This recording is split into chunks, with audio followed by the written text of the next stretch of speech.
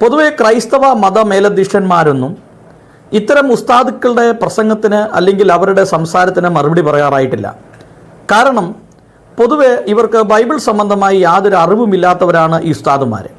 അതുകൊണ്ട് തന്നെ ഇത്തരക്കാരോട് മറുപടി പറയേണ്ട ആവശ്യകതയില്ല എന്ന് പല ക്രൈസ്തവ മേലധ്യക്ഷന്മാരും തീരുമാനിക്കുന്നുണ്ട്.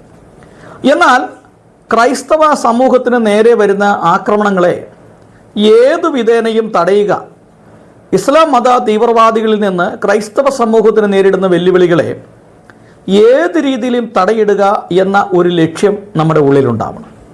അത് വളരെ പക്വതപരമായും വളരെ ശാന്തമായും അവരുടെ പ്രസംഗങ്ങൾ കേട്ടതിന് ശേഷം കൃത്യമായ മറുപടി, അവരർഹിക്കുന്ന മറുപടി അവർക്ക് കൊടുക്കേണ്ടത് നമ്മുടെ അത്യന്താപേക്ഷിതമാണ്.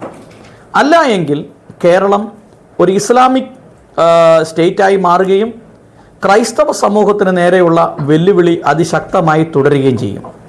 നൈജീരിയ പോലെ, താലിബാൻ പോലെ, സിറിയ പോലെ, അതുപോലെ ഗാസ പോലെ ഇതുപോലുള്ള പ്രദേശങ്ങളായി ഈ നമ്മുടെ കൊച്ചു കേരളം മാറും എന്നുള്ളതിന് യാതൊരു സംശയമില്ല.